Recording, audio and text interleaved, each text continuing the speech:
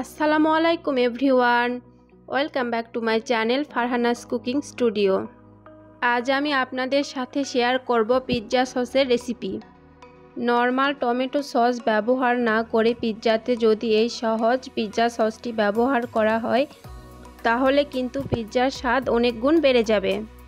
এছাড়া পাস্তা কিংবা স্প্যাগেটি তৈরিতেও এই সসটি কিন্তু ব্যবহার করা যায়। চলুন দেখে নেই কীভাবে পিৎজা সস বানাতে হয়। পিৎজা সস বানানোর জন্য আমি 7টা পাকা টমেটো নিয়ে নিয়েছি। এখন আমি এই সবগুলো টমেটোর উপর থেকে 4 কোনা করে সামান্য একটু করে কেটে নিব, যাতে করে টমেটো হালকা সিদ্ধ করে নেওয়ার পর টমেটোর স্কিনগুলো তুলতে সুবিধা হয়। আমার সবগুলো টমেটো হালকা কেটে নেওয়া হয়ে গিয়েছে। এখন আমি এই টমেটোগুলো পানি দিয়ে সিদ্ধ করে নিব। টমেটোগুলো সিদ্ধ করে নেওয়ার জন্য চুলায় আমি একটা প্যান বসিয়ে দিয়ে তাতে পর্যাপ্ত পরিমাণে পানি দিয়ে দিয়েছি। এখন আমি এই টমেটোগুলো পানির মধ্যে দিয়ে দিচ্ছি। টমেটোগুলো দিয়ে দেওয়ার পর আমি ঢাকনা দিয়ে ঢেকে দিচ্ছি। এই টমেটোগুলো আমি 5 মিনিটের মতো সিদ্ধ করে নিব।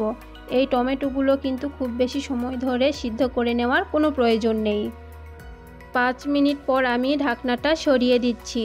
দেখুন টমেটোগুলো কিন্তু অনেকটাই সিদ্ধ হয়ে এসেছে। এখন আমি চুলা বন্ধ করে টমেটোগুলো ঠান্ডা করে নিব। সিদ্ধ করে নেওয়া টমেটো আমি একটা বোলের মধ্যে ঢেলে ঠান্ডা করে নিয়েছি। এখন আমি সবগুলো টমেটোর স্কিন ভালোভাবে তুলে নিব। টমেটোগুলো সিদ্ধ করে নেওয়ার কারণে কিন্তু টমেটোর স্কিনগুলো তুলতে অনেকটাই সুবিধা হচ্ছে।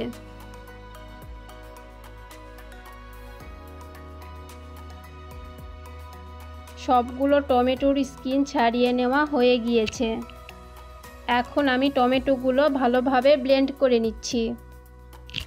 আমি টমেটোগুলো ভালোভাবে ব্লেন্ড করে নিয়েছি। এখন আমি চলে যাব পিৎজা সস বানাতে। পিৎজা সস বানানোর জন্য প্রথমে চুলায় আমি একটা প্যান বসিয়ে দিয়ে প্যানটা গরম করে নিয়েছি এবং তাতে দিয়ে দিয়েছি 3 টেবিল চামচ পরিমাণ সয়াবিন তেল। আপনারা চাইলে এখানে সয়াবিন তেলের পরিবর্তে অলিভ অয়েলও ব্যবহার করতে পারেন, আবার চাইলে সরিষার তেলও ব্যবহার করতে পারেন। তেলটা ভালোভাবে গরম হয়ে এসেছে। এখন আমি এখানে দিয়ে দিচ্ছি 2টা মিহি করে কাটা পেঁয়াজ এবং একটা মিহি করে কাটা রসুন। এখানে কিন্তু পেঁয়াজ রসুন মিহি করেই কাটতে হবে।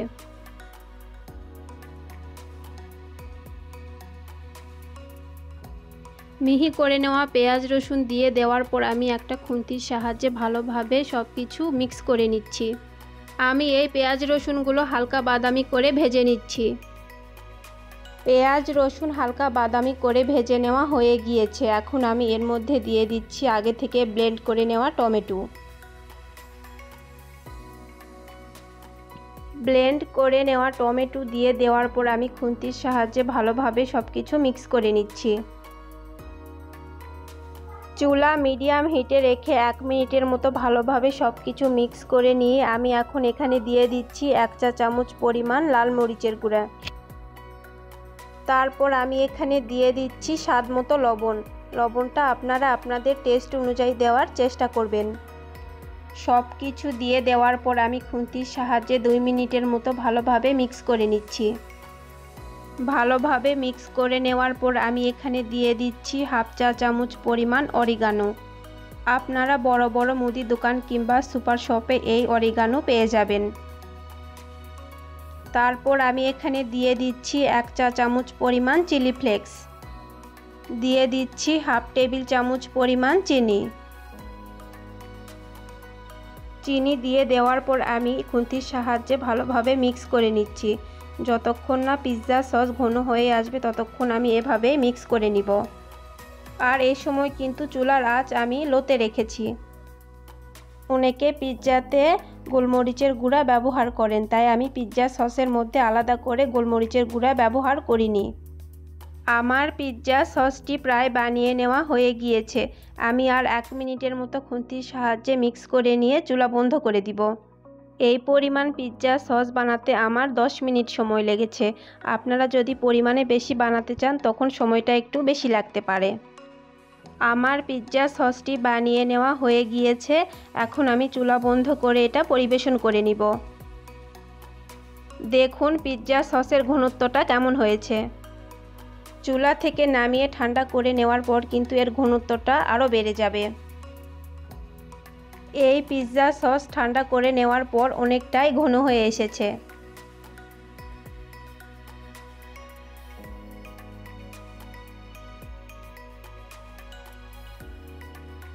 দেখুন পিৎজা সসটি দেখতে কতটা লোভনীয় হয়েছে। এই পিৎজা সসটি আপনারা যে কোনো পিৎজায় ব্যবহার করতে পারেন। এই পিৎজা সসটি আপনারা নর্মাল ফ্রিজে রেখে 7 দিন পর্যন্ত সংরক্ষণ করে খেতে পারবেন। আমার আজকের রেসিপি যদি আপনাদের কাছে ভালো লাগে তাহলে লাইক, কমেন্ট এবং শেয়ার করবেন। আর যারা এখনও আমার চ্যানেলটি সাবস্ক্রাইব করেননি প্লিজ আমার চ্যানেলটি সাবস্ক্রাইব করে আমার পাশেই থাকবেন। আজ এখানেই বিদায় নিচ্ছি। আল্লাহ হাফেজ।